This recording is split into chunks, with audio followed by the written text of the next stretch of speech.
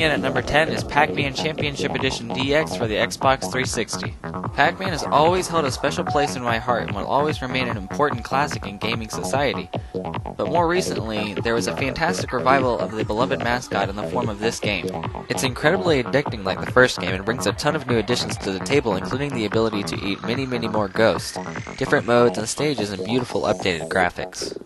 Pac-Man Championship Edition DX is one of the few Xbox Live Arcade games that actually kept my attention for a while, and that's why it deserves the number 10 spot on my list. Number 9.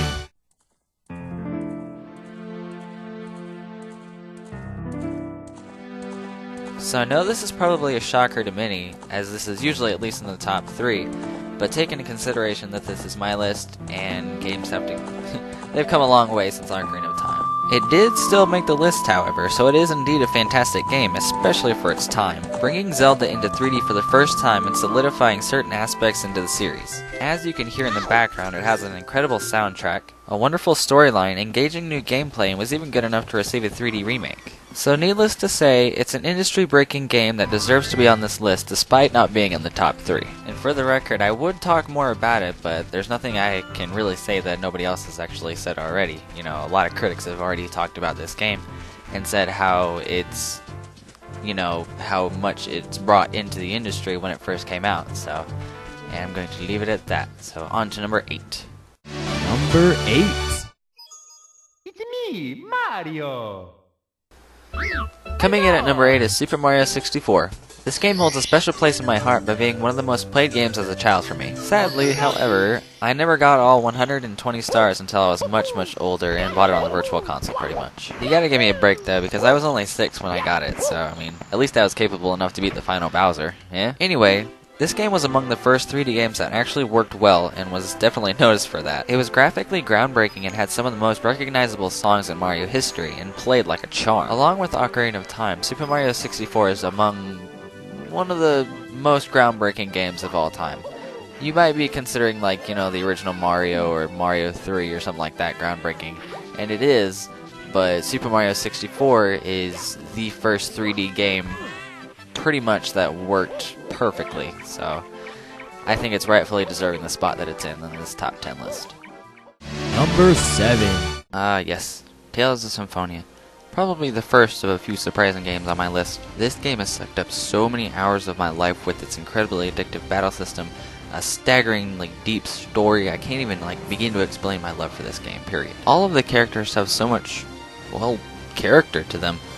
I honestly felt as if they were real people, and I actually felt emotions run free during the story. Tales of Symphonia also has an amazing soundtrack to go along with the rest of the game. It's just the amount of atmosphere that you feel during each scene or in each town is just outstanding. Here, why don't you have a listen? Ansar, no matter your background, I'm... me? you're the one who told me that no matter what I look like,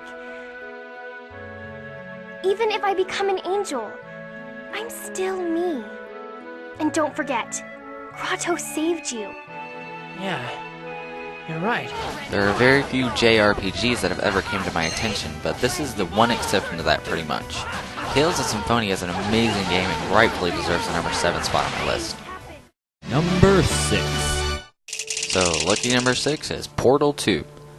It also happens to be one of the few non-Nintendo experiences that I've enjoyed immensely over the years. The sheer humor in the game is enough to lure me into it, not to mention the surprisingly deep story taking place in Aperture Laboratories. The gameplay hasn't changed much from the original as far as the basics go, but with the inclusion of special gels that allow you to perform different abilities and a major increase in scale for the majority of the game, you just can't go wrong. Not to mention the inclusion of multiplayer, which definitely takes a clear cooperation in order to play. It also adds a decent amount of replayability, as once you beat the single player campaign, you can just go into the multiplayer and it's a completely different experience because you actually have someone else to work with instead of just figuring it out yourself. So it also makes it a little bit more difficult in my opinion, but it's still a very enjoyable experience, especially for a multiplayer, or a game that was originally just a one-player game. The game's puzzles are very complex, of course, and you can still get that feeling of accomplishment every time you solve a new chamber. With a wonderful cast of voice actors, genuine humor, incredible gameplay, and a final song that will forever stay in the minds of gamers, Well, here we are again. It's always such a pleasure. when you tried to kill me twice. Oh, how we laughed and laughed. Portal 2 is an unforgettable experience that any gamer should try. Number 5. Coming in at number 5 is Yoshi's Island. Yoshi's Island was always my personal favorite game as a child. I'll always have incredible fond memories of playing through the game for the first time.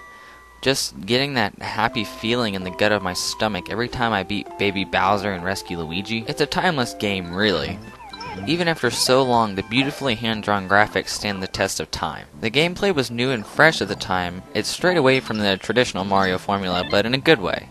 Controls were fluent and responsive. The soundtrack is also quite a treat to listen to. Joyful tracks, atmospheric tracks, it has it all, not to mention one of the best final boss themes of all time.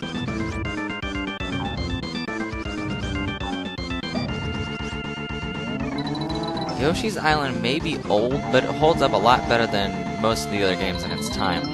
It will always be one of my favorite games of all time, and if you haven't played it yet, then I strongly suggest that you play this amazing classic.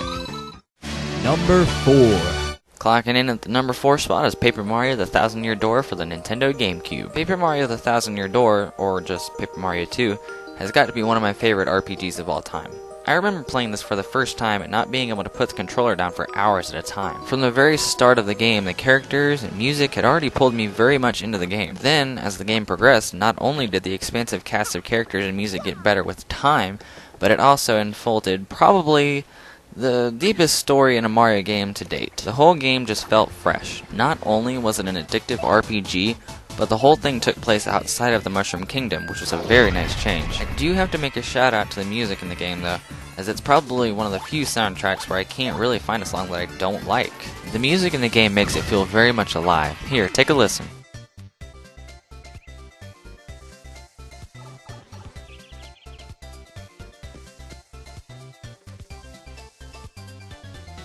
So, with that being said, excellent music, great gameplay, and a deep story gives this game the number 4 spot on my list for good reason. Number 3. Alright, so finally hitting the top 3, and number 3 is The Legend of Zelda The Wind Waker. The Legend of Zelda The Wind Waker is my favorite Zelda game of all time. It was the first Zelda game that I had actually beaten all by myself. Sure, I had played Ocarina of Time before, and some of the classics, but this game in particular stood out to me. The beautiful cel-shaded graphics may get crap for being so cartoony by some critics, but that's part of what gives the game so much charm. Wind Waker also has some of the best music in the series.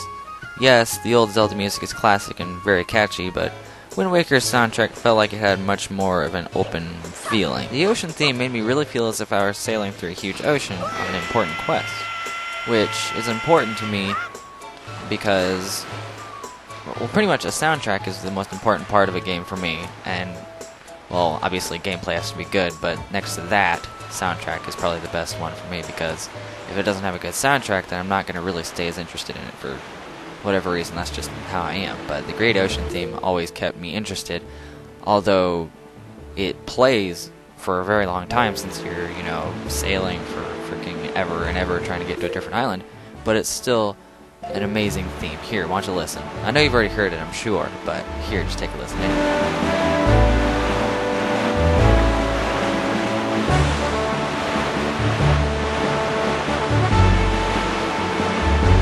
The gameplay hasn't changed a whole lot since the N64 titles, but there were a few new additions added, such as like the Deku Leaf, being able to fly on that and stuff like that. With every Zelda title, there's always going to be a little bit of extra stuff added.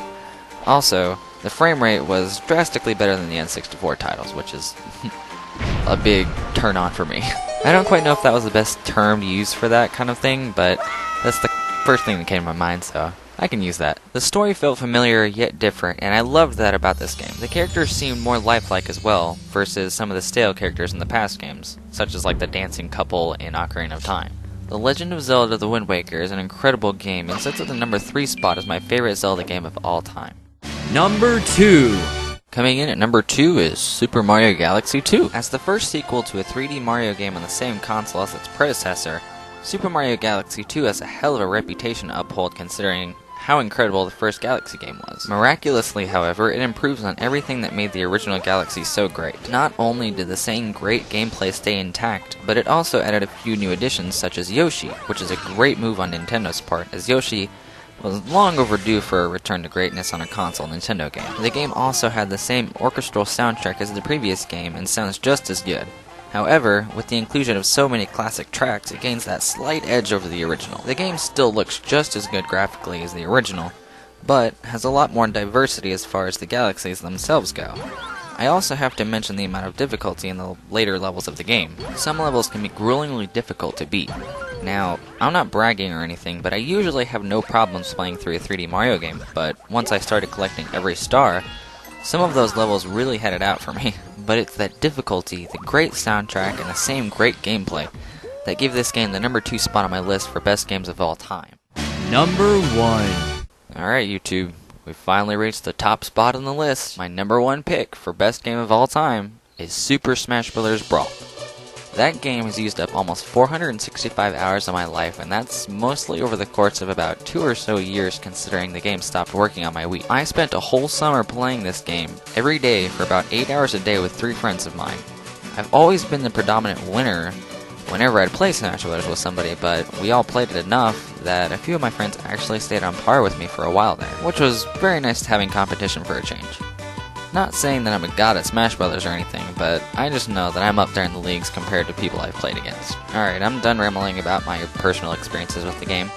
So, the third installment in the Smash Bros. Series, again, doesn't really stray too far from the series formula. Some of the noticeable changes, however, are the additions of tripping, which is probably the most pointless thing ever added to the game, and slowed down gameplay. Brawl was noticeably slower paced than Melee, which was perfectly fine with me.